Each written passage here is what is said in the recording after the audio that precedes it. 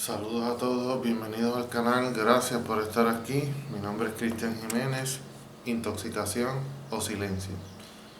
Primero que todo, hay que aclarar que esto es una continuación, básicamente por la misma línea que íbamos en aquel video que titulé actualización o presente. Entonces, ¿a qué nos referimos? ¿Verdad? Estos conceptos, estas formas de análisis no se vislumbran mucho ni en la academia ni en grupos independientes, porque hay que detectarlos cuando se mencionan en conferencias o por pensadores y cuando llaman la atención, anotarlos, ver a qué se refieren, ampliarlos, ¿verdad? Eso, la voluntad de ampliar es una actitud positiva para toda persona, pero en especial para aquel que quiere considerarse un intelectual. Y es por eso que tanto actualización o presente como intoxicación o silencio no son temas de interés académico, porque son conceptos, son análisis que pasan por debajo del radar, o sea, no los detectamos. Pero afortunadamente yo me di la tarea de detectar estas cosas y en ese sentido les ofrezco hoy este análisis. ¿Qué se trata? La intoxicación o el silencio de la mejor manera que tiene especialmente este sistema neoliberal del siglo XXI de guardar un misterio. Entonces, ¿qué pasa? Que un misterio intriga, un misterio llama la curiosidad hasta que se devela, entonces luego se puede convertir en una verdad o en algo que no era verdad, pero deja de llamar la atención de la misma manera que cuando es un misterio. Vamos a decir, los fanáticos de esta, de, los fanáticos de observar los supuestos objetos voladores no identificados y les llama la atención de cierta manera el que ellos vayan a descubrir algún día que en realidad son contactados o que fuimos visitados por seres de otros planetas. Pero si en algún momento se corroborara que estos sujetos, ¿verdad? Estos seres de otro planeta llegan aquí y se hace algo cotidiano, pues ya deja de ser un misterio. ¿Qué pasa? Vamos, ¿verdad? A primero intoxicación, luego silencio. O mejor a la inversa, porque el silencio es una manera de ejercer el poder bien especial de este poder moderno que trata, valga la redundancia, de silenciar todo lo que le represente una amenaza. Entiéndase. La censura podría ser una de las motivaciones que tiene este sistema para silenciar lo que le represente una amenaza. Por ejemplo, hace unas décadas atrás, vamos a decir años 50, 60, era muy difícil, por lo menos aquí en este país, en mi país Puerto Rico, era muy difícil, por ejemplo, conseguir textos del socialismo, textos de que trataran sobre el independentismo. Había una censura y no se leían, no se conseguían, y el que tuviera eso, pues entonces como que tendría que tener contactos con personas afines a esos ideales y se vislumbraba con, ¿verdad? El sistema lo veía como que tenías contactos con personas, ¿verdad? Terroristas, etcétera, etcétera. Hoy día, finales del siglo XX y todo lo que llevamos del siglo XXI, esta nueva revolución en las comunicaciones con la llegada del internet y todo lo que las redes sociales que conocemos hoy, estos temas supuestamente tabúes, como por ejemplo el tema del comunismo, temas de índole sexual, etcétera, están con una accesibilidad tan y tan gigante que todo lo que tú quieras sobre ese tema puede estar en internet, en PDF. Usted se puede buscar, por ejemplo, manifiesto comunista, usted se puede buscar prácticamente cualquier texto en PDF le va a salir de inmediato, lo puede bajar y lo tiene ahí disponible. Pero entonces, como hay tanta disponibilidad, por eso era que yo decía que tiene que ver con la actualización, porque nosotros no tenemos presente, lo que tenemos actualización, nos atosigan y nos intoxican de cosas, de eventos, de cosas que pasan. Y entonces la noticia de hoy, mañana ya está obsoleta, y así por el estilo, las historias de las redes sociales. Y entonces vamos pasando de noticia en noticia, noticia en noticia, y todo está tan y tan disponible que ese exceso de disponibilidad te abruma de una manera que no vas a crear compromiso con absolutamente nada. O sea, entonces eso es una estrategia del sistema para a nosotros intoxicarnos, ¿verdad? Por eso se llama intoxicación o silencio. Y entonces el mantenimiento de un secreto tiene ese efecto en la intoxicación, porque las personas están expuestas a tantos y tantos estímulos que por más que yo les diga, o por más que cualquiera les diga, mira, esto está pasando, pues, presta la atención a esto, no tienen la capacidad de prestar atención. O sea, su capacidad de retención se reduce al estrictamente mínimo.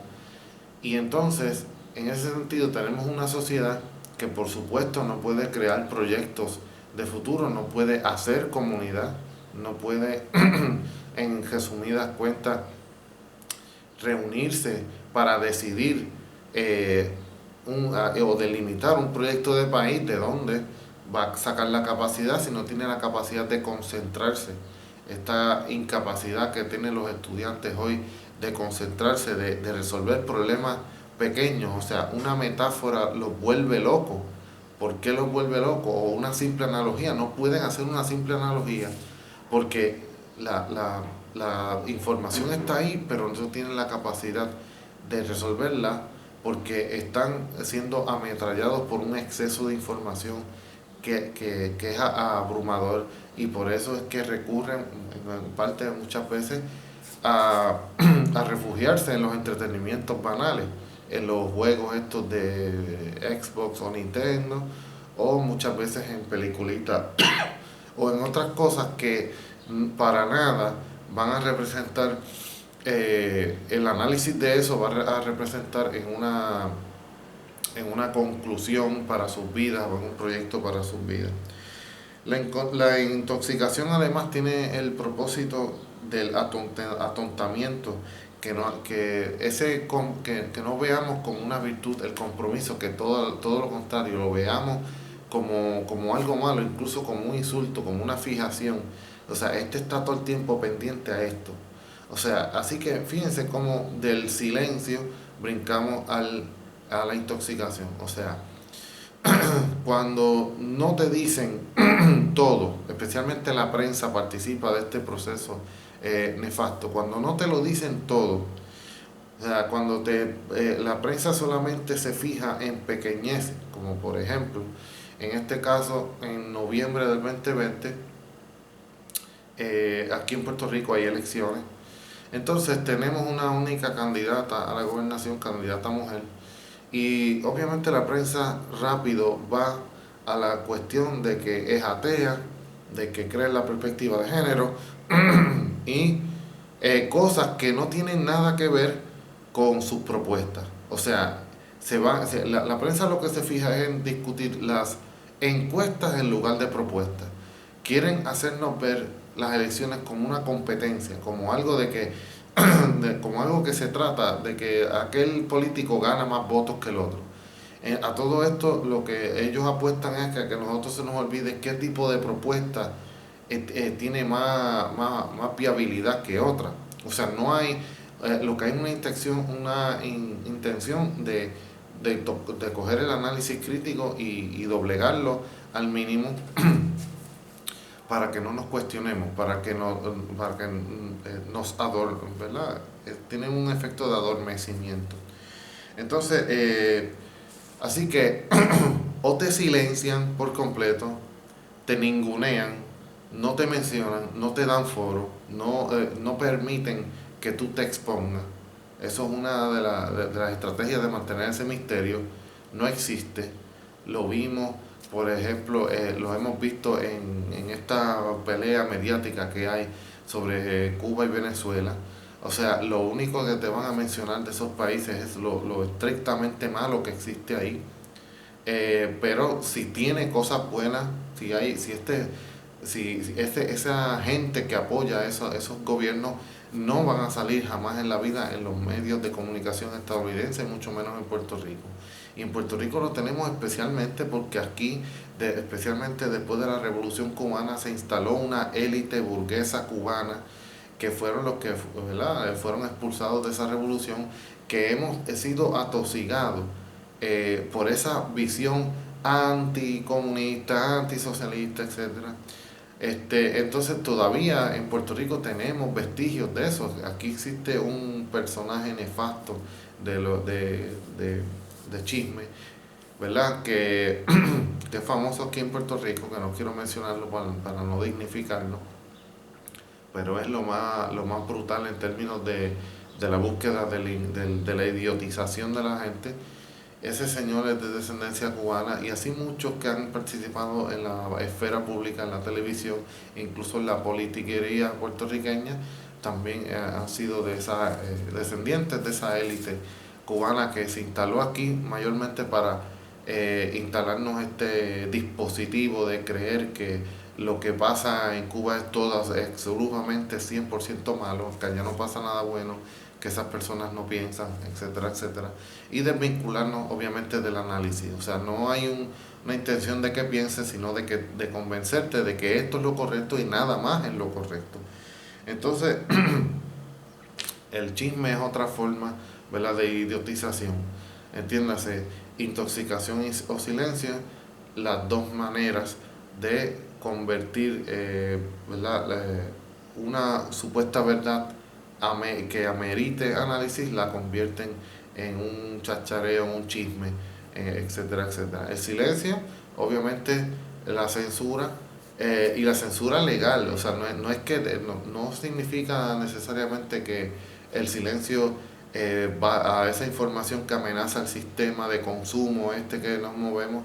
No significa que ahora mismo vamos a decir, que yo saco una investigación que amenaza a algún gobernante, etcétera. No necesariamente es que van a ir a matarme o algo así, sino que simplemente utilizan la intoxicación para silenciar también, van al unísono, porque siguen saliendo noticias y noticias y noticias para desviarnos de lo que de verdad importa.